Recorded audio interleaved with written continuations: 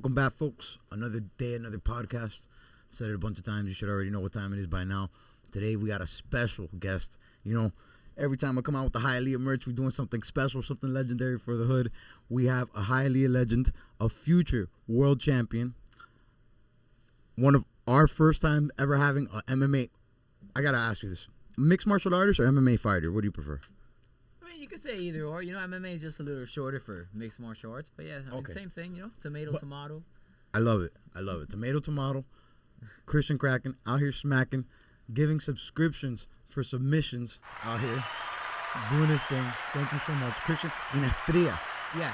Hey, first time. You got to have that little Hispanic flair to say it. Oh, yeah. And he's una estrella, superstar, on the rise.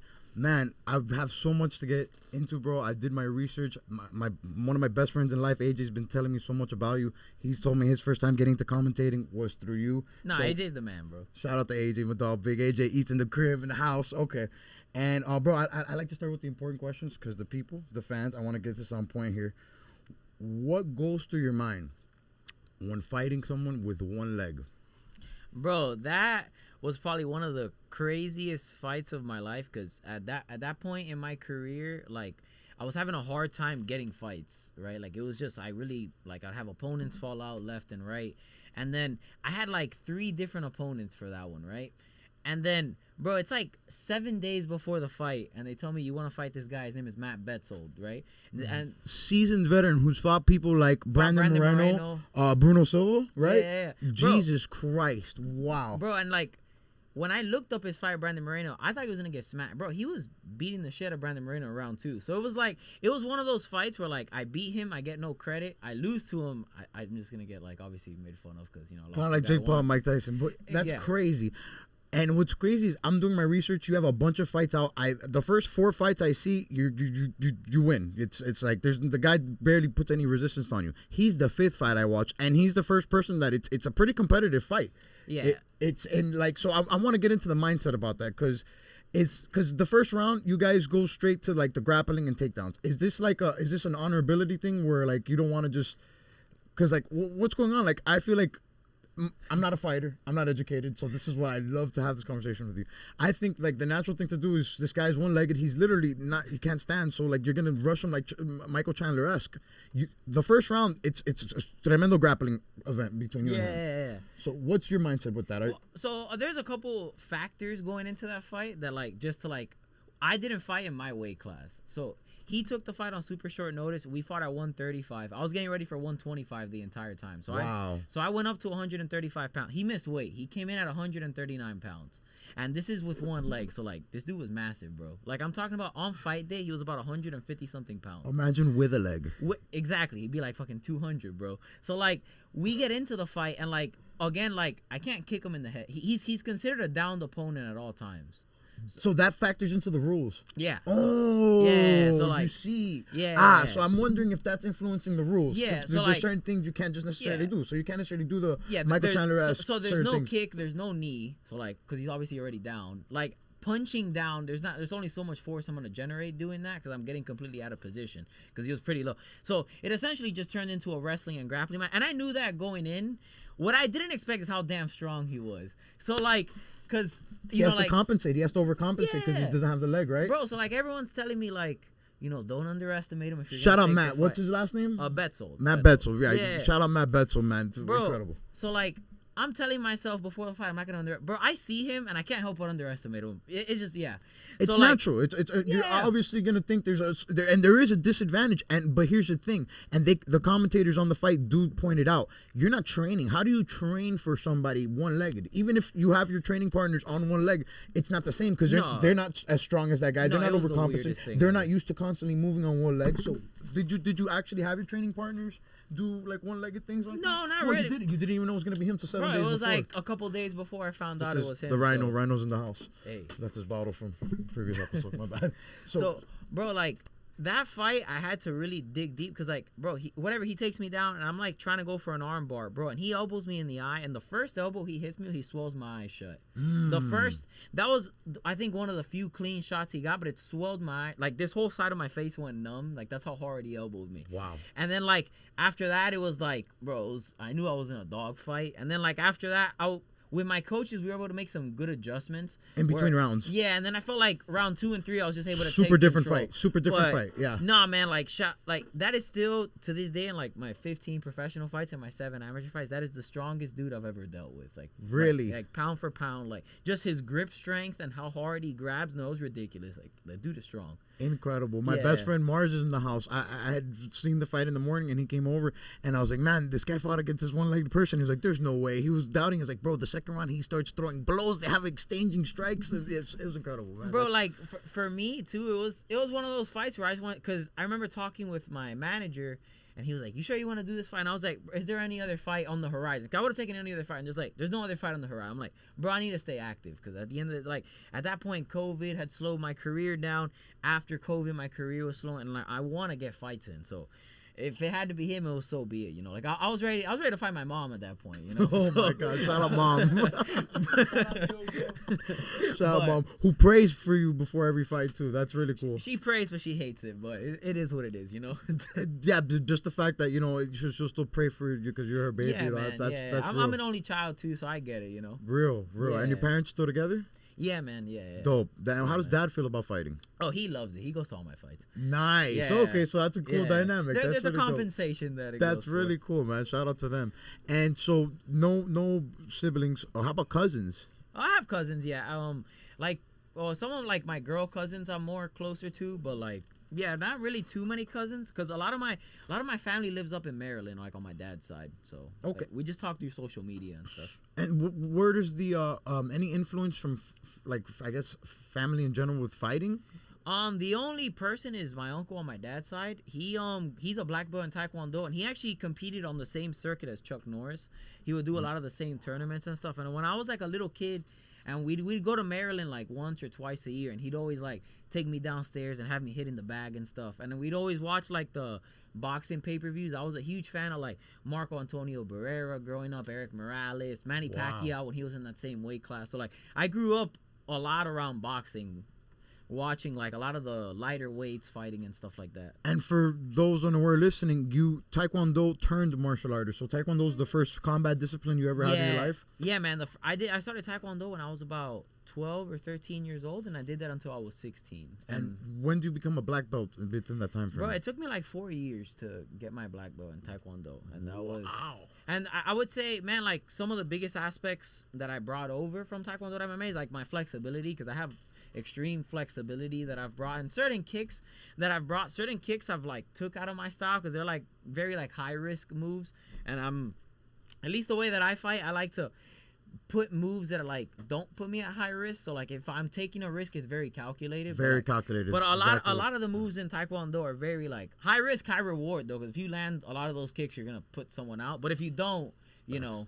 Like, you can look back at, like, the Valentina Shevchenko, like, Alexa Grasso one fight, threw a spinning back kick, got her back taken, and got choking out. Like, stuff like that. Was it worth it?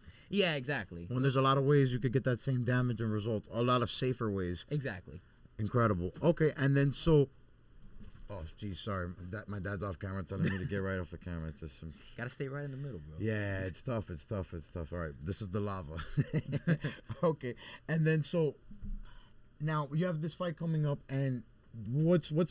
Are you doing anything special with your game plan for this next fight coming up? No, man. You know, it's just being a full mixed martial artist. I would say that's like, you know, the main thing. Like I hear a lot of times when people have fights coming up, they'll be like, "Oh, this guy's a striker," and like, you know, it's not UFC 1. You know, like it's not. I'm not approaching it like, "Oh, I gotta be a striker," or "I gotta." The game's changed. Yeah, man. Like you gotta be able to do it all, and then once you do it all, you start figuring out where you're better than this guy. But like we have an idea of where I feel like I have big advantages over him, and obviously I want to take it there, but I feel like I can contest stylistically big advantages. Yeah, I feel like I can contest with him everywhere. I feel like I get labeled as like a grappler just because of like how many submission wins I have and stuff like that, but I can really do it all. But at the end of the day, if I go there and you're not better than me there, I'm gonna keep taking you there, you know. So Okay, and one of my favorite aspects of the fight game now is actually outside of the fighting, not just necessarily promoting the fight, but the after, the post fight, in UFC, it's necessarily the call out,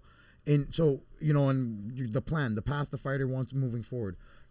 Let's say you get the result you want, the ideal result with this next fight. Do you have a specific person you want to fight next after that person? No, not really, man. I feel like I'm coming off a loss in my last fight. Like I was like on a 4-fight win streak, and like after my last, I knew going into that fight, had I won that fight, I had a guaranteed shot on the contender, on Dana White's contender series. Wow. And I ended up losing that fight, unfortunately. Is that the debut? Was that the debut on the new on LFA? On LFA. That's the last. That's the last fight. Right. That I did. So that was the debut, and that's another factor. And too, I don't know that the shot for the contender was right. That was I had that guaranteed. Obviously, had I won that fight, and I feel like I was looking too much forward. Like I wasn't even focused on like.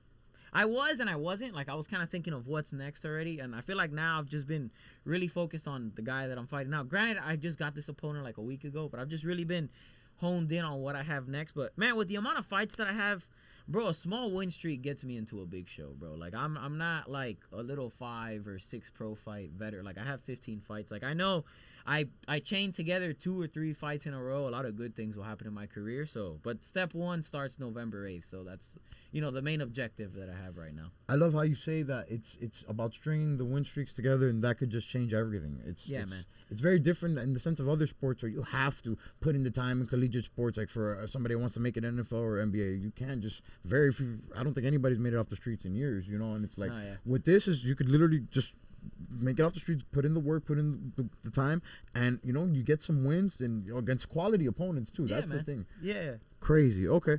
And then you've also said too, I want to ask you, what's the mindset with like, because it's not necessarily, it's not just one path. It's not just the contender series. What are other pathways to essentially take it to the next level? Man, even with the amount of fights that I have, there's short notice calls. Like there's this guy, he just made a short notice debut. His name is Cameron Smotherman. Yeah, literally, last night. Yeah, he literally just made his debut. He was in I think he was in Dubai coaching somebody else for the PFL card. Yeah, man, right? And he got it on 3-4 days notice. My own manager right now, because I'm managed by Showtime Management, like my manager, he got his spot on the contender. Like I don't think it was even that much notice. So like there's obviously contender, there's UFC, and I'm hearing like other big shows want to start adding like a flyweight division. I've heard little rumors about PFL wanting to open a flyweight division. Wow. They open a flyweight, man. They have that $1 million tournament. I'm interested in that. They're getting bigger and bigger. Yeah, man. And the game itself, with these two big conglomerates at their level, you're gonna just see bigger promotions making more waves. And I want to ask, what's something you think could be done right now for the fighting game to help fighter pay outside of just paying the fighters more, outside of that number going up? Because I've look at like NBA recently, now they got sponsors and endorsements on their damn jerseys on top of the court. The court's littered with stamps. Like I feel like that's something simpler fighters could do as far as like getting more endorsements maybe on their gloves or the actual shit they're wearing. What's something you think as a fighter like would increase not just awareness but to get that number bigger for you guys? Man, I would say just maybe 2 things. Obviously, the number being bigger would obviously be nice, because I feel like in the regional scene, I think the number is pretty low, and it should be at least a little higher. But like I would say, man, just having more shows more frequently, because like if you look at like amateur shows, bro, they're doing a show like every month, or like every like couple weeks. You can find an amateur show anywhere. Now pro shows, that's where it starts becoming more difficult, and that goes back to the whole like Matt Betzold thing. Like there wasn't really like a lot of shows for me and stuff like that.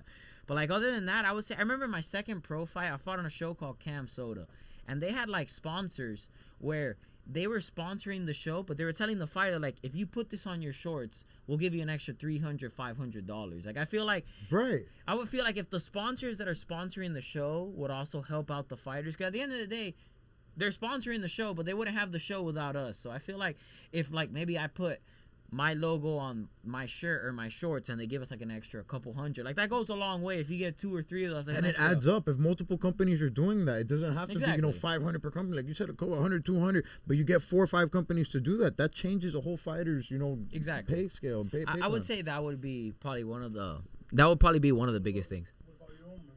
I mean, my own merch, I feel like that's something I started doing deeper into my pro career, and I've made some good money off of that as well. I would say that's another thing with fighters. But that's kind of like the thought process with that is that's creating more legwork for the fighter. I'm more thinking of, I want to think of ways that we could around the fighting, the actual fighting itself, like around the what you're wearing in the fight, things like that. Like you don't want to never give the autonomy of picking your own ring, your walkout song, but like that's where my mindset's going. Like maybe something within the walkout, you know, like that creates more advertisement for other companies and endorsement. I mean, I would say that, yeah, man. Like if those same sponsors like would give us that same, because on that second pro fight I thought that was super cool. I actually didn't understand it and I didn't do it and I missed out on like the 500. They explained it to me after because they sent it to us in an email, but it was like the logo on the but like they only sent it in like one email and I guess I wasn't really paying attention at the time, but you're like focused on the fight. You're you know, I should probably have people read my emails more, but I be scrolling through shit. But I feel like that would be huge. And then I would say, other than that, man, just like adding more pro shows down here. Because I feel like, man, like the UFC just recently started coming here again, like more frequently. And they're seeing just how much money's here. I feel like there's so much money here. There's so much love for MMA here. And I feel like if we had more pro shows, it would just, you know, it would create more jobs too. Because you have like lighting people that need jobs. You have guys like security, stuff like that. And I feel like it would be a win-win for everybody. Facts. All right. And then the people, the fans, the world, the industry, everybody wants to know, why the Kraken? Where did the name the Kraken come from? Man, so again, like it goes back to like Taekwondo. When I first started, I joined like this small MMA gym and I was learning like submissions and stuff like that, and I was throwing kicks and everybody was like, oh, how flexible I am. So they started calling me the octopus. So that's, but it has puss in it, so like you don't exactly. want that as a name. That's so kind of crazy. So bro, so then one of my best friends, he was like, oh, yo, I heard you have like a fight name, and I told him my name, and he's like, yo, that sounds kind of gay. So shout out to him. Yeah. So and he was like, bro, we need something more intimidating than an octopus. And then shout out to him, the Kraken. Bro, he literally said, he's like, how about the Kraken? And I was gangster. Like, so then, bro, even before I had my first fight, I had this name, so it was pretty dope. And then like I remember I joined the gym. And my first amateur fight, I was like a super shy kid, and I just didn't have the balls to say. Like I remember I went to my first fight, and they're like, "You have any nickname?" And I was like, no, I don't. But then like my second fight, I was like, fuck it, I'm saying it. So then I started saying it, and then that's how it like grew. That's so funny. That's amazing, man. And speaking of you being a kid, you've said before in other times that growing up you were not confrontational and you were almost timid. You actually used the word timid. In sense. What happened? Like, are there certain moments that make you say that? Is this like an overall thing? What do you think? No, man, I got bullied a lot as a kid. I mean, I don't know if you guys can see this big forehead I got, but like over the forehead. Yeah, bro. I used to get called like Jimmy Neutron all the fucking time and shit. And as a kid, that bothered me a lot. And then it was just like I was also really small and like chunky. Yeah, they used to call me Donkey. They still do. My mom, she heard my friends call it, and now she still calls me to this day Donkey. So, all you dickheads listening, thank you. I used to get like fucking pushed a lot and stuff, and I just never liked. Yeah, brother. When I started Taekwondo is when I started liking fighting. Like. Even like the only reason I even started Taekwondo was one of my best friends was doing it, and it was right by my house. And he told me, he's like, bro, I don't have any friends. You want to do it? We're like, you know, we're 12. And you want to hang out with your friend? Yeah, and I was like, just a little chunky kid at home, and I was like, sure, I'll go. And then, bro, I got obsessed with it. Like, I started liking it more than him. Like, he ended up quitting, and then I just kept going. And then I just had aspirations of being like a kickboxer because I had no idea what jiu-jitsu was, what wrestling was. And then I remember I saw a commercial for UFC 100. And I saw George St. Pierre. In the commercial. Yeah, and I started seeing, like, bro, the way he was like a karate black belt and the way he'd wrestle and the way he'd grapple. And I was like, yo, I need to do that. And then I started, like, really getting into it. But, yeah, I mean, before I ever did Taekwondo, I was not confrontational at all. I hated fighting. I was afraid of fighting. And that kind of, you know, opened it up got you out of that shell. Well, yeah, man. I think in Taekwondo, I feel like it's a shame it's, like, very Americanized here. Like, there's certain aspects that, like, you know, you just pay money to get a belt and stuff. But I think one of the biggest things that they give me was, like, confidence. Because that was one thing. You always had to make eye contact when you talk. You always had to shake, like, give firm handshakes. Wow. You'd have to talk in front of a class. Like, you'd have to demonstrate stuff in front of a class. So if you're, like, a shy kid, like, they're going to make you get out of your bubble and stuff like that. And I feel like that was, like, stuff that started, like, making me get my own personality and stuff like that and not be so much in my shell, you know? That's really good. Yeah. That's really powerful. And I do want to kind of not retract my statement, but kind of touch on what I said, because the way I said it is like get you out of that show. I don't want to mean like you start fighting people, but like as not just a man, but as a person, you don't want to go through our life timid. Yeah, and bro. not necessarily looking for confrontation, but not necessarily scared of it either. You have to be confident in yourself and understand when it comes. I could, control the situation.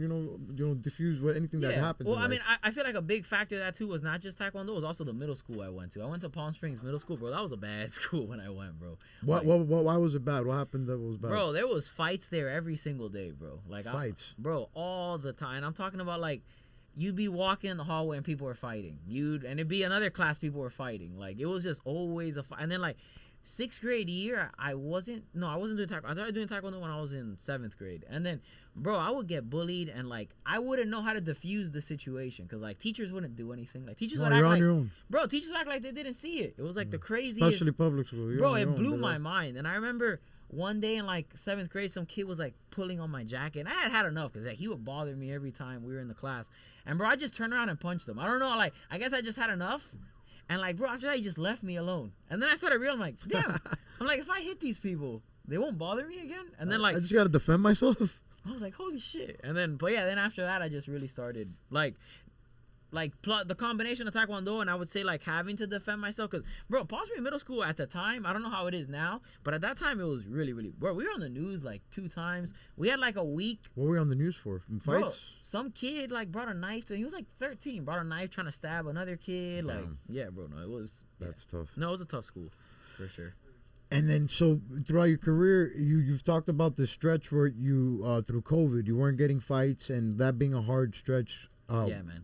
What about that time, looking back on it now with hindsight, what was so tough about it? What were you necessarily, I don't want to say you're doing wrong, but yeah, maybe you could have done something better. Maybe you were making wrong decisions. What happened throughout that time frame, and why was it such a dark time for you in a hard stretch? Was that the hardest stretch you've had so far? That's the hardest stretch of my life, bro. Of your life? I would say not even just fighting. Like, forget fighting. Wow. Bro, I would say my life. Bro. Life in general. Bro, I would say I had the highest high before COVID, and then during COVID, everything just hit rock bottom. The come down. Yeah, bro, it was bad. Like, tougher than getting bullied and all that shit? Yeah, nah, bro. It was like deep depression and stuff like that. And like my girlfriend and like a lot of my close friends pulled me out of it. Like, bro, I remember I got a world title fight. And again, same position. Like, I win that fight. I was going to go to the UFC. Bro, and I'm like 6-1 at the time. And I'm fighting like a big step up in competition. And bro, the week of the fight, that's where my gym shuts down. Like, we lose the gym. And that's where I used to teach like kid classes. I would teach like teenagers. This is the first gym ever that you're yeah, like the first MMA gym I was in, bro, shuts down. Bro, that broke my heart. And then, bro, I was working at the airport at the time, and that closed. So I went from having like multiple like incomes, routine and a schedule, bro, having money, life. Bro, I had no money like coming in. So now everything depended on this fight. And then also going into that fight, bro, that fight had been postponed like 4 times. And I didn't know about like overtraining. So like the fight kept getting postponed. The fight was supposed to be March, then it was April, then April was May, then June, then July. So like I kept training hard this whole time. Can you explain overtraining to somebody who's not aware? Maybe so like what were you doing by overtraining? So like a lot of times, right, when you have these fights, like especially when you have a training camp, you're training 2-3 times a day, right? And that's like a very hard thing to sustain. Like when I don't have a fight coming up, I'm doing 1 or 2. But like when I have a fight, bro, it's extra rounds. You're getting Shark Tank, which a Shark Tank is like essentially like you're in the middle and you have a fresh guy every round. Like, wow, you're getting like it's a lot of hard stuff like that. Bro, and the fight just kept getting postponed, and I just kept going and going and going. And then on like top, the fight was right around the corner. Like yeah, the fight was right around the corner. Bro, and then the week of that fight, my gym shuts down. I lose my job. And then, like, going into that fight, bro, I just wanted the fight to be over. I felt like I had so much stress. I had so much stuff. I ended up losing that fight. And then after that, I took, like, another fight super quick. But, like, I didn't have a gym. So I was kind of, like, gym hopping. On your own. Yeah, and I'm, like, getting, like, the toughest fights in my career without having, like, proper structure in what I'm doing. So, like, I ended up losing, like, 3 in a row, and that's when I kind of had to, like, take a step back and, figure out what I was doing. That's when I joined, like, American Top Team Sunrise full-time, which now is MMA Science Academy. And then I was able to get more structure. But, man, during that time, it was super hard. I couldn't find a way to make money. Like I started working at this place called Lou's Police Supply. That's like right around here in Lou's Hialeah. Police Supply on Lejeune, right? Yeah. Bro, the pay there is fucking dog shit. Damn, Lou, what are you doing, Lou? Yeah, bro, Lou, you gotta step it up, dog. What's up, Lou? For real, Bro, I was making like $11 an hour there, and I was just struggling to like pay bills, and then like I didn't have like the gym where I taught a bunch of classes. I would teach a bunch of privates. It was a super hard time in my life, but. And you got out of it, but basically then, so maybe finding the team would have been something you should have done quicker. Yeah, and I think I should have taken a step back and figured out my financial situation, because I just felt like fighting for me is something fun, and obviously like I mean when I go into these fights it's like kill or be killed, and I'm like in a war mode, but like leading up to it it's something I love, and it's like for me it was just a stress because like I had to pay this coach, I had to pay that coach, and I didn't really have the money to do that, and then it's like I'm not making a lot of money here and I'm not making money, and it was just super tough trying to figure out how to balance the two, you know. And that's why I wanted to ask about the fighter pay, because it's so important, man. And I'm not a fighter. I'm far from it. I played some sports in school, very few, but it's you guys. I could just see. You put your life on the line, and it's man. Your life could change in an instant in a fight. Your life could change in an instant in training. So like it's sad that that they even have to have this argument, to even have to have this as a talking point on podcasts. It just shouldn't be the case. And my thing too, as a fan, I just feel like if the fighter pay was better, the actual fights would be better. The fighters would be better because they're focused on fighting. They don't have to work in an airport. They don't have to worry about paying coaches. And it's like, take the stress off of that. Like there's lifelong baseball players that played since they were T-ball, and all of their whole life is just focused on baseball. And they have that luxury of, I don't got nothing else, it's just baseball. And it's like, those people make it to the MLB. I'm dying to see a world where fighters are at that level, and there's that much money in the sport. I mean, it's definitely gotten better, but it's a long way to go, bro. Like, I remember when I was an amateur coming up, at one of my amateur fights, I met this guy. He was in the UFC, and his name is Yoislandi Izquierdo. And he was, like, training at Freedom Fighters. And, bro, I was, like, telling him, like, bro, it's so cool. You're in the UFC. You're probably making so much money. And he's like, bro, I'm making $2,000 at the time. Bro, at that time, bro, this was, wow.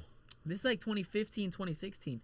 You get into the UFC, bro, your first fight, you can even look this up. It's $2,000, $3,000. Like, that's not paying shit. And the pay now is it's like on average 10 and 10, 12 and 12. Like 12. Even that, bro, I don't see a reason with how much the UFC is making now where starting entry it shouldn't be 20 and 20. Like, and when you say 10 and 10, it's 10 to show up, 10 to fight. That's what I mean. So like, let's say you lose a fight, bro. That's $10K, and then that's not even taxed yet. That's not even you have to pay your coaches, your team, the people that are training you for the fight, your food, how you survive, and that's why the argument, because people listening might not even take into account. They just think, oh, you're just fighting. It's like, no, you're training every single day, multiple times of a day.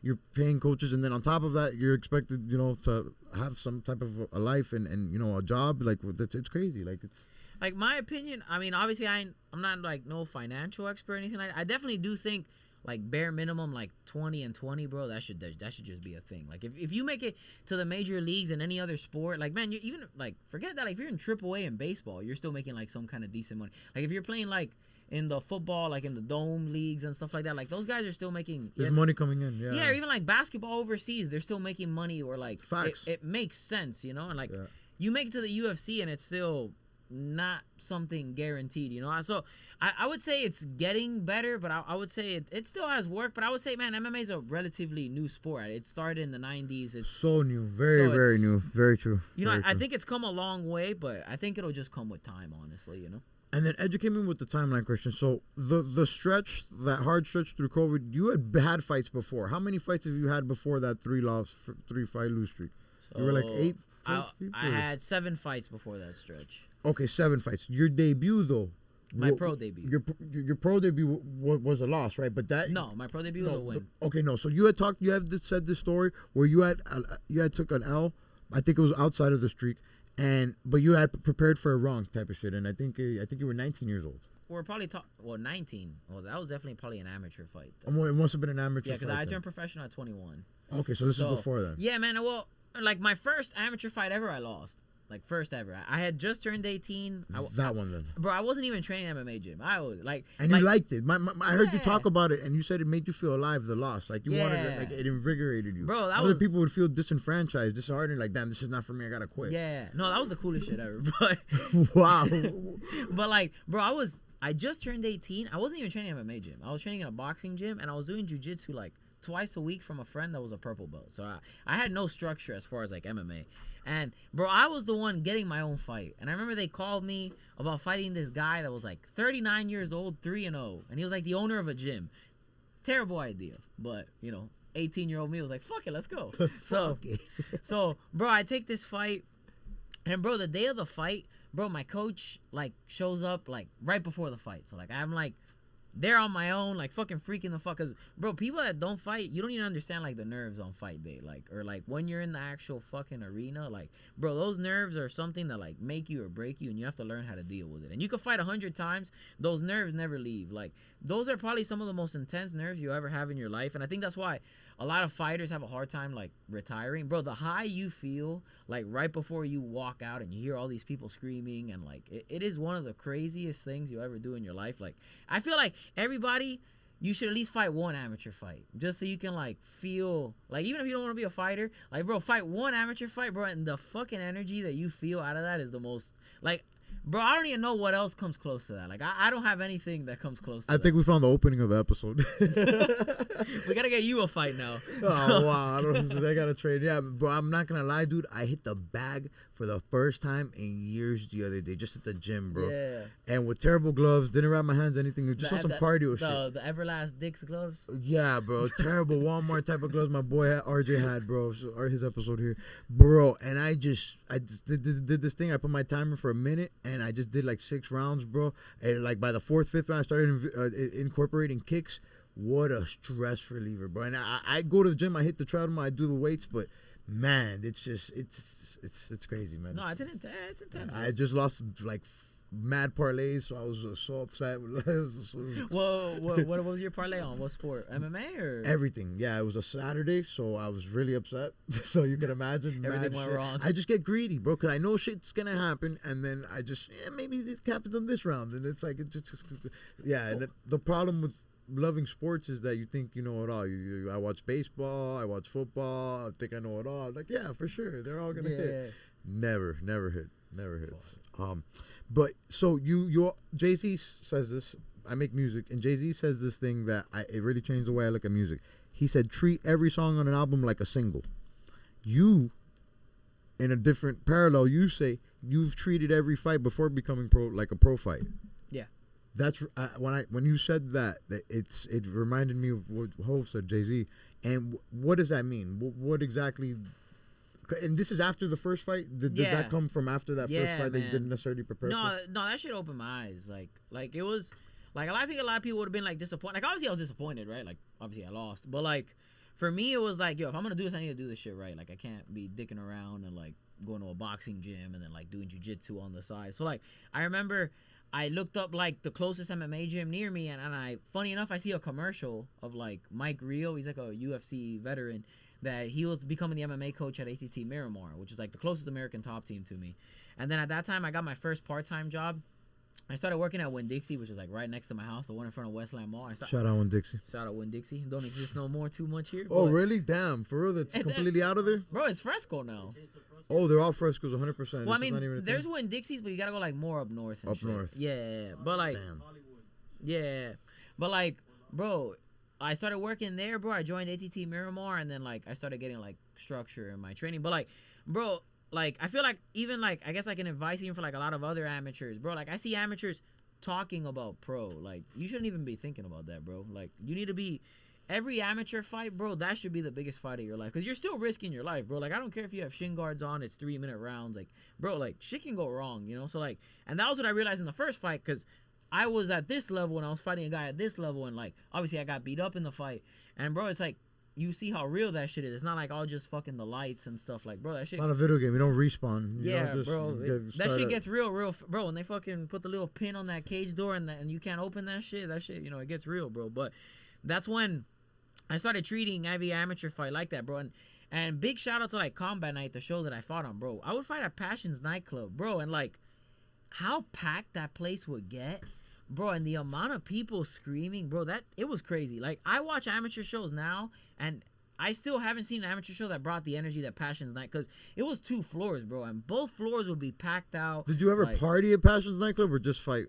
Nah, just fight. Just fight. So you never even went as a. Yeah, bro, they would put the fucking X on my hand because I wasn't even. Because you were 21. underage. Yeah, That's what I'm yeah, saying. yeah, You were yeah. underage. You couldn't even get in, probably, type shit. Nah, yeah, I think like they would tell me. I don't remember too well. I think they told me I could stay, but I couldn't drink. And I then, was like, a kid. My dad used to perform then. He used to set up the shows and shit too. And like I remember I have clear, vivid memories of like they'd let me go throughout the entire casino, the entire Hard Rock. But when it came to the club, they were mad strict. They're like, nah, you gotta stay. Yeah. Not even while the club was going on. Like before the club had even opened. Like, you know, just like in the daytime type shit. But yeah, man, that's pretty crazy. When I heard you say that you had fought there before they tore down. bro, the literal last show. It was fucking Combat Night '69. That was the last Combat Night that they did there, and I was the co-main event. I was fighting for. It was like my second chance to, because I already won the flyweight belt once. I was fighting for the flyweight belt again, and then I won the belt, and that was like after that they knocked it down and they made the guitar and stuff. But that was the last time. And now you got your first. So that was co-main event, but now you're gonna be main eventing here in actual the hood. As a pro, yeah, because as an amateur I main evented, and then as a pro I main evented, but in Tampa. I main evented, but I've never been the main event here. So that's, you know, really honored with the opportunity. You know, at the end of the day, it's still the same mission, but it's super cool that I take a lot of pride, you know, being born and raised here in Hialeah, and I always represent that no matter where I go. Oh yeah, you know, peep the shirt. Yeah. But you know, I take a lot. Like my last fight, bro, it was super. My last fight here was at the Hard Rock. I fought at the Guitar, and I was the featured fight of the night. So I was like the 10th fight out of 12, and I was fighting a guy from California. He trained like AKA where Daniel Cormier trained and stuff. Okay. Bro, and I remember, like, I was trying not to pay attention to how many people were there because they had opened 2 levels on that, bro, and it was packed out. Bro, and I remember they say California or whatever, bro, and there's not even that much noise. Bro, they say Hialeah, Florida, and that place blew up. Like, the amount of people screaming and stuff. We get loud, man, and we're proud, man, and we need you know champions. We need athletes to champion because it's a very passionate city. We just had our first Olympic gold medal. I think Olympic gold medalist in combat sports. The names, you know, from Hialeah. From Hialeah. Oh, I'm gonna drop his name right here because Pop, do you remember the Olympic gold medalist from Hialeah? What I think sport? in Taekwondo. I think in Taekwondo too. I'm pretty sure it might have been. If not, like the point sparring. Yeah, it was more like a point sparring. I believe so. But yeah, he's young and yeah. Pretty sure. Yeah, the Olympics are only every 4 years. Yeah, so the last recent one, the Hialeah Love account, one of my favorite follows on IG. She, nobody knows the sex of that account, but they covered that and kind of put me on to him winning, and then I started following the Olympics just to see him kind of win it. Like I said, name right here.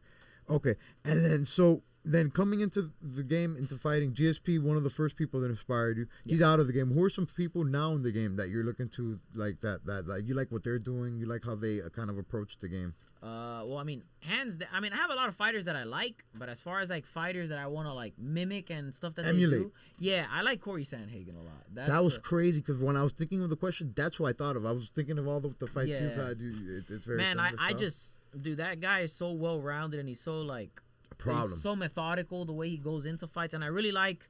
You know, he's able to wrestle, he's able to grapple, he's able to strike. He's able to strike at a righty, able to strike at a southpaw. And I feel like that's like the big difference with MMA, you know? Like, I don't feel like there's a sport like MMA, bro. Like, I be seeing, like, a lot of this stuff where, like, you know, these crossover fights with the boxing and the MMA. And, bro, that should be pissing me off. Because, like, obviously, the boxer's going to win the boxing fight. And then you'll hear people say, like, oh, you know, these MMA fighters can't strike. But it's like, bro, ain't nobody going to go into an MMA fight and fight like an MMA fight, bro. Because the fight wouldn't even last a round, you know? So. And speaking of MMA, is there anything to the rules maybe you think that the sport would benefit from changing? I would say now the rule they're adding in November is really good. What's that? Bro, there used to be this rule. It's gonna end now where like you could like put your hand on the mat and you're considered like a downed opponent. And you can't get kneed. Yeah, so the Aljamain Sterling rule. Yeah, bro, and like Muhammad Makayev uses it a lot. Aljamain Sterling uses it a lot, and it's a very annoying thing. Aljo became a champion off it. You feel me? You know, it's so crazy. For me, it's stupid. Like, I think you need to have a knee down, which is what the new rule is going to be, and I agree with that 100%. But I think that's one rule that's pretty dumb. And that's going to come into play now in November, huh? That's what I'm hearing, yeah. Yeah, I don't know October, but I'm sure it's not in play yet. Yeah, but I don't know if it's every commission, because, like, different states probably have different commissions. It's probably taking them longer to pass. They're kind of like weed being passed in states. Yeah, that's so crazy. I'm not sure how that's going to go, but, I mean, when it passes as an entirety, like that it's everywhere, that's gonna be dope. And how do you feel about I recently have started thinking about like because they have these combat. I think it's karate sports where they're in like Are you a talking pit. about karate combat? Yeah, where they're in a pit Yeah, instead it's of karate combat. It's karate yeah, combat. instead of a fence. How do you feel about that? You don't think the fights would be better without a fence, or maybe without a Nah. pit at all? Maybe just like kind of Nah, like sumo. I hate the pit. The pit's terrible. Cause the pit, like if you get to it, you just fall, you know. Cause like it's like There's nothing. it's a downward slope. Ah, so like, yeah. if you get backed up to it, you're just gonna fall. Sucks. No, I think a cage is good. Cage is in my good. Keep it opinion, as and I cage. think, bro, there's a lot of aspects. Like I think one of the most recent fights, like the Mario Batista Jose Aldo, like a lot of people were shitting on like Mario Batista just holding Jose Aldo up against the cage and stuff. But bro, that's a whole different form of fighting. Like that fighting against the cage, like being able to get off the cage, being able to hold someone against the cage, wrestling against the cage. It's a whole different game. So I would say I like the cage. Me personally, I like the cage. Okay, and then no other rules you think that might. And if you do it in the open, now it's a constant thing of if you're about to fall out of the open, you got to reset the fight. I feel like the fight would have to get reset all the more. time, and it loses momentum. And Yeah, that's so true. I feel like a cage. Yeah, I can't really think of a way where it would be better. Because even if let's say you like the game as is. Yeah, because I would say even if you make it like, I guess like a square thing, then like you have to have the seating would have to be different. Because now you can't have like flat seating. Because then you can't. It'd have to be like an arc thing to look down on it. Because now so I feel like the cage is really the best way, honestly. And then I love how you brought up the Jose Aldo Mario Batista fight, because there's something that happens with UFC fighting as opposed to boxing where you could lose a fight and your fighter stock goes up. Yeah. That happened in that fight. Oh, for sure, for Aldo, yeah.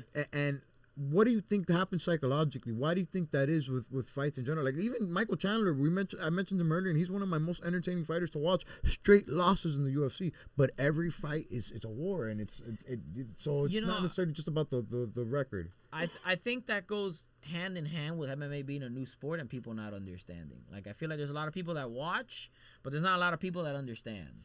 You know, I think that's the biggest thing, and I feel like if people watched more and got more informed, because I feel like there's a lot of people that like to watch the punching and like to watch the kicking, but like they don't understand the grappling. Like I'll hear a lot of time, like the amount of fight, like I've been to live UFC events, and the amount of time where I hear people like saying like, "Oh, just stand them up," and like they're not even like. These guys are scrambling on the ground, but they're working. That's what I'm saying. There's a lack of understanding. Going on, I would say it's more that, because I wouldn't say the Mario Batista fight was the most fan enjoyable fight to watch, but I wouldn't say it was the most boring thing ever. I feel like he was doing a lot of stuff to keep Aldo there, but I feel like it's small things that you have to like really understand. Like if you just watch MMA every Saturday and you're not really watching too much, you're not gonna understand those aspects of it. So I would say just learning more, and I would say that will come with time too, because MMA again is people understand boxing more, but boxing's been around for like I'm pretty sure like 100 years or something like that. It started bare knuckle, and then they used to be 15 rounds, they turned it to 12 rounds. Like boxing's been around for a really long time, and there's been a lot of trial and error in it, but like MMA is still really new. Facts. No, it's in its infant years. And then speaking of infancy, your career. So I have some fights here. I'd like to go by them one, just a few here. Okay. And I'd like for you to tell me what maybe biggest takeaway was, and like what you think of it now in hindsight about each of these fights. Okay. We already did one earlier at the beginning, so let's see which. Let's see. Go down the list here. I got a couple here. All right. So, Combat 69 versus Christopher Daniel. You win via unanimous decision and get the belt. What's that moment like? Bro, that was my second time winning the belt, and that one I had lost the belt by split decision, and it was one of those fights where everybody tells you got robbed and whatever. So obviously it was a shitty feeling, because even if people are telling me I got robbed, you still lost at the end of the day. The three people that mattered didn't, two of them didn't think I won. Everybody forgets that. And after years past, the narrative of you got robbed, nobody cares. It's just an L on the record. Exactly. So that was super frustrating coming into that fight, bro. And that fight was wild, because I never had a guy taunt me in a fight. Like taunt you? Bro, he was flipping me off. He was sticking his tongue out at me. Beef. But if anything, like I learned in that moment, it just made me more focused. Like I know some people get angry, but it just made me like, in my head I was like, motherfucker, I ain't losing to you. Like that was more like, I remember in the first round I hit him with like a jab, and he like stuck his tongue out at me. I'm like, motherfucker, I'm gonna fuck you up. Like there is no way I'm losing to you. Like I would say, but he was a really good fight. Like even now as a pro, he's 9-4. Like we fought again as pros too. And we're actually cool now. Funny enough, like we're actually really cool. But no, I mean the biggest takeaway from that fight was, I would say, trusting myself, because I felt like fights before that, I always had a lack of confidence. And I remember I had leveled up going into that fight, where like my coach was telling me like, bro, like believe in everything that you do. And I felt like in that fight, I really showed my striking, I showed my wrestling, and I showed everything. As opposed to in other fights, I would show my grappling and stuff. But like striking, I would strike a lot more like timidly because I didn't believe in it too much. But I felt like in that fight, I really had like a sense of confidence. Trusted in your versatility. Yeah, it sounds like. exactly. Yeah, That's cool. That's a cool way to put it. All right, so the next one, I was gonna, this is the win with him. So you covered both fights there. This one I want to ask you about versus Philip Keller. You win a submission within 2 minutes. And I believe that's the one with. Damn, I just scrolled off. There was some weight drama with that one, right? Oh, bro, that was crazy. Like bro, I've had this a lot in my career where my opponent pulls out like a week before. So like it was like a week before I had no opponent. My manager hits me up and he's like, bro, I got you this guy at 130. And I'm like, okay, whatever. He's taking it on short notice. He's fought his whole career at 125 pounds. You guys are gonna meet at 130. I'm like, okay, no problem. So weigh-in day, my manager calls me, and I know it's not good if he's calling me on the day of the weigh-in. And he like woke me up because I was sleeping, but I was already on weight because I had cut because it was a morning weigh-in. So I just cut weight the night before and I was sleeping. And then my girlfriend like passes me the phone and I'm like talking to him and he's like, Philip Keller missed weight. And I'm like, oh, how much?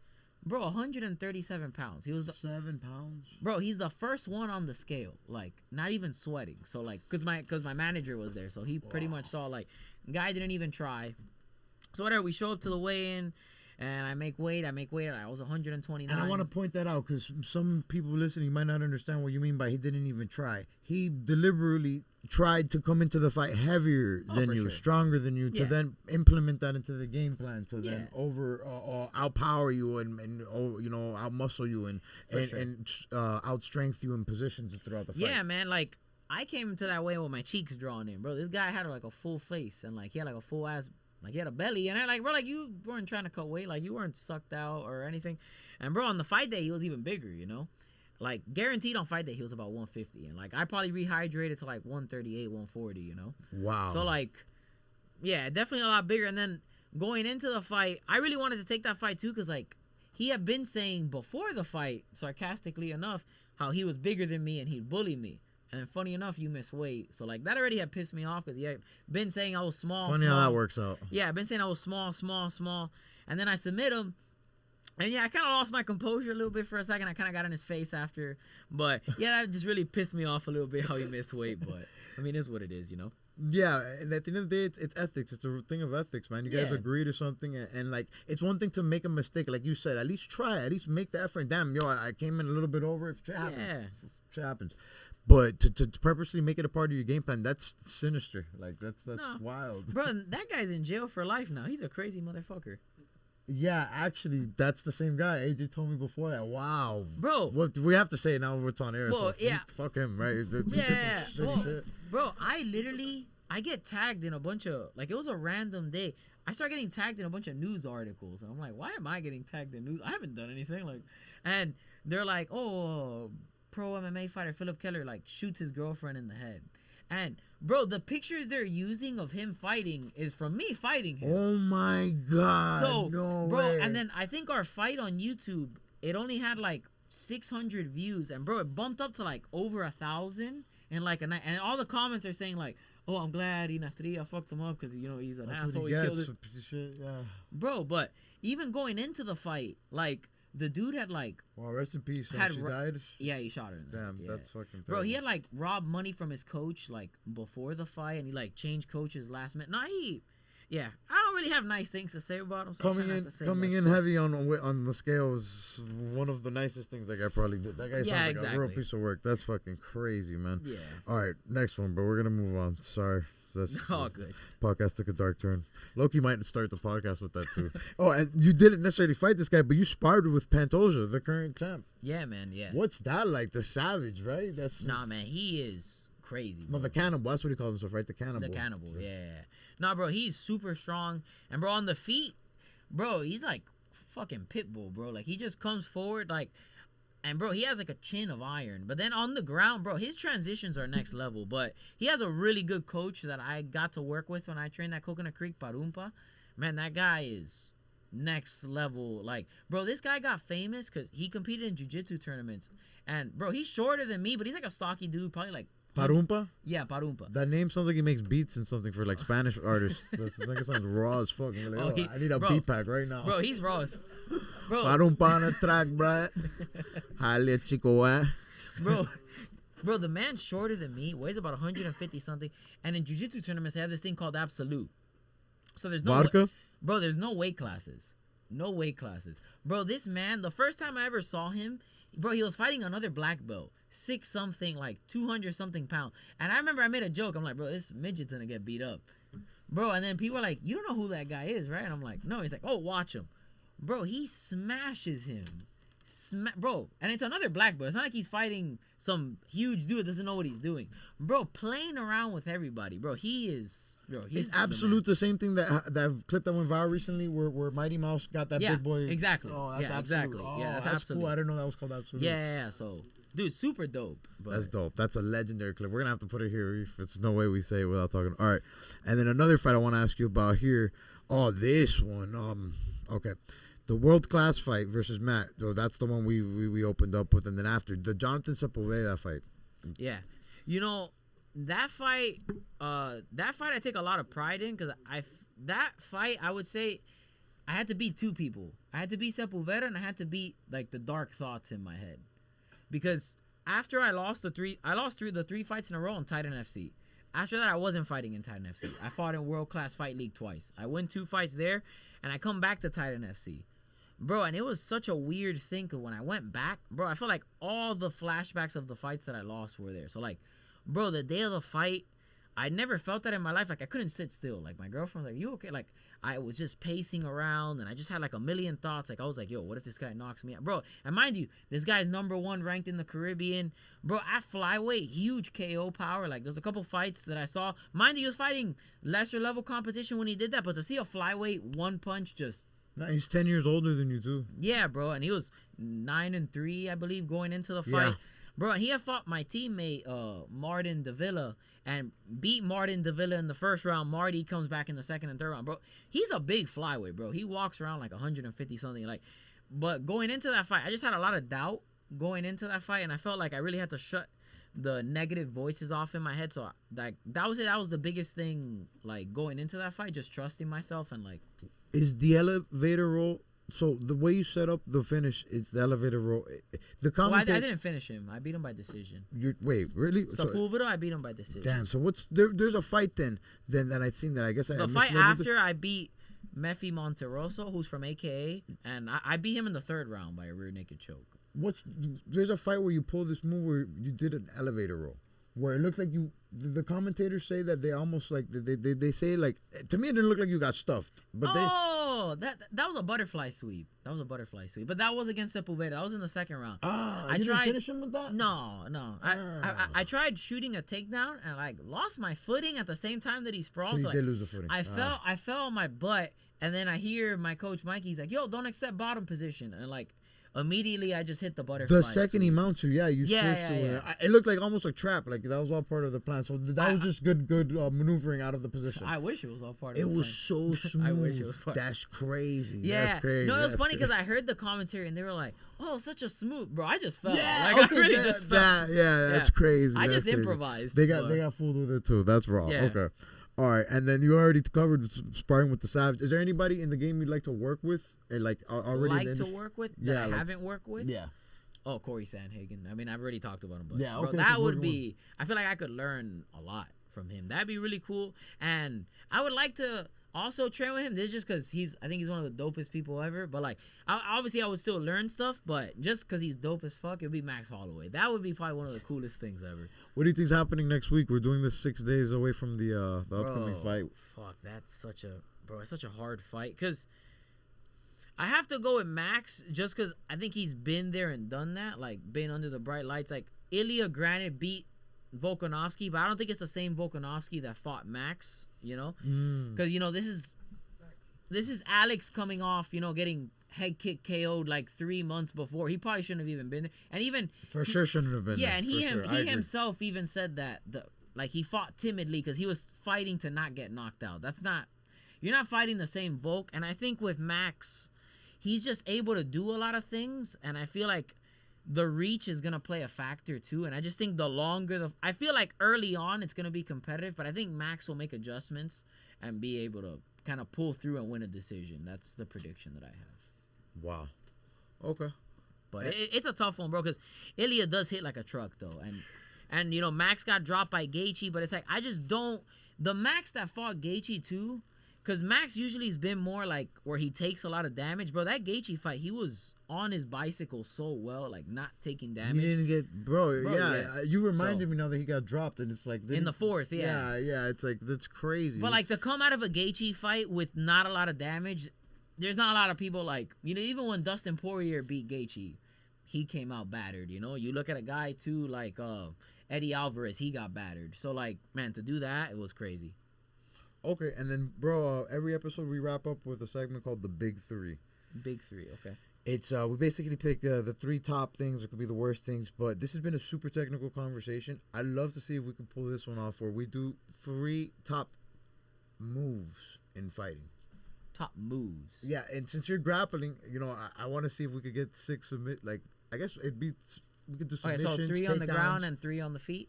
It could be any 3. So you get 3, I get 3. But whatever you pick, I can't pick. Whatever I pick, you can't pick. Oh, so I get 3 moves and they're going up against your 3 moves.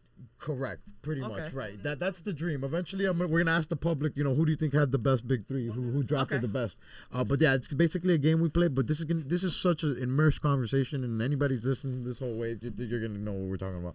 So I love to see what your first pick would be. What's an essential move you All right. think? Do I give my 3 or just? No, we go one by one, just in case one of your 3. What if it's something I have that I'm gonna take off the board? Oh damn! Then you gotta switch the game plan. I was about to steal your shit. I'm all right.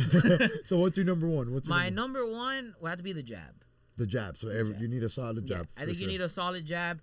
I think if you have a good jab, you can beat a guy with an overhand. You can beat a guy with a hook. I would say, yeah. Like if you have to give me one move on the feet, you give me a guy with a. You look at a guy like GSP.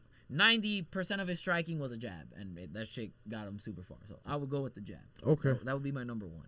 Okay. And so nowadays the leg kick has been used so well, it's taking over the game by storm. So I'm gonna do that as the first pick because it's a very popular thing. So we're gonna say a lot of people are implementing it regardless of the base, regardless of the style. As long as you do that, if you do it the right way, you could keep anybody's game plan at bay, regardless of what their type of fight. It could do a lot. So what's your second pick? A double leg. A double leg. Gotta go with a double. A straight up solid double leg. I like how you specify a nice solid double. Solid double leg. Dope. Okay. And I think you combine that with a solid jab. You're looking again like a guy like GSP. I think that gets you a long way. That's my goal. And I would say a double leg is probably one of the takedowns that you see the most getting hit at a high percentage. Like, I mean, I would say maybe let me not say it because then that might be the one that you say. But a double leg definitely, I would say, is one of the takedowns that has the highest percentage of hitting. So. Yeah, we'll go jab and a double leg. All right, bro. One of the most popular moves in fighting history. It's I'd say the rear naked choke. I say that's. Oh, you stole my last one. All right, good job. You stole mine. That's a grill. That you see, that's success in my mind. The fact that I could think of something that you were gonna think of, that's dope. Yeah. So the rear naked choke's really powerful. Ronda Rousey, you know, she didn't have too many moves in her arsenal, but she had that, and you know, got her far. What's your? That's my second. So what's your third? Fuck. You took my third, so I gotta think of. So it could be any move, right? Like on the anything. feet. Yeah, we're doing anything. I said leg kicks. Okay. You said a jab. Well, so I got a jab and I got a double leg. I would take an armbar. Armbar, nice. Yeah. If you're taking my rear neck, I'll take an armbar. I would say, yeah, that's definitely a move too. Like if you're on the ground and people are punching, you can like create a lot of openings for like armbars and stuff. If I gotta take a submission, I'll probably take an armbar. Dope. And you know what? Another move that's going viral right now, and his sister just used the same move and murked somebody, the right hook. You do a nice right hook like Alex Pereira and his sister, you're murking people nowadays. It's crazy. And so I had mentioned right now GSP's my GOAT. Who's your GOAT? Do you have like a or better yet, what's your Mount Rushmore of fighting? Oh, okay. My Mount Rushmore, definitely GSP. Yeah. I would say you have to, John Jones can't even be in the equation because the PED failed test. Like you can't. I mean, everyone has him on the Mount Rushmore. I'm with you. I'm honestly with you. The last couple of years, he's lost a lot of stock, in my opinion. Yeah. No, not everybody has them. I mean, disagree. I would say off of 3 failed PED tests in any other sport, you're not in the question for the Hall of Fame. And I would say I don't know why in MMA we make this weird thing where we act like he never tested positive for stuff. It's super weird. I don't know why. Like Joe Rogan talks about it, doesn't even mention it, but it's really weird. But yeah, I would say GSP. I would say 100% you have to have Mighty Mouse. Dope. Mighty Mouse is definitely one. Definitely, I would say Anderson Silva. Nice. Oh, damn. And then there's a fourth. I would say Hoist Gracie just because. Wow. I would say you have to have Hoist Gracie just because, he's the one that brought light to Brazilian Jiu-Jitsu and I would say that's definitely the guy. UFC you can't say won the story of mixed martial arts without him, mentioning his name. That's so a great I would pick. say that's one of the godfathers for sure. That's dope, man. And then every episode, I like to give the guest an opportunity to give a message out there for the world, for the person out there that's struggling, maybe going through that hard stretch you went through in 2020 with COVID, person just figuring out their life, their path. A message for them. What's something you'd like to give out to them? Man, I would say if you're going through a hard time, just remember in life, appreciate the highs that you have, because it's not always gonna be like that, and then vice versa. You could take that with a grain of salt with the same thing with the lows. As low as you feel or as shitty as you feel, you can dig yourself out of it. The important thing is not allowing yourself to stay there. So for me, in my profession, it was just going to the gym every day. Eventually I kind of found my way out of the light. So man, if you're a musician and let's say you can't find a show, just keep practicing your craft and eventually stuff comes from that. So I would say just keep putting one foot in front of the other. Even if you don't know where you're going, I would say just putting one foot in front of the other is a lot better than sitting there and kind of feeling sorry for yourself. Because I had moments like that where I sat there and I felt sorry, and nothing good comes from that. You're not going to change anything in your life just sitting there. So I would say even if you feel sad, even if you feel depressed, if you feel God forbid, not wanting to be on this planet anymore, bro, just put one foot in front of the other and good things will come from that. So. Incredible way to end the podcast. Thank you all for listening. We'll see you next week. Peace. Peace. You feel it in your core when we kick it through the door. This is true hardcore. What you fools waiting for? This is true hardcore. We got everything you want. This is true hardcore. We on it.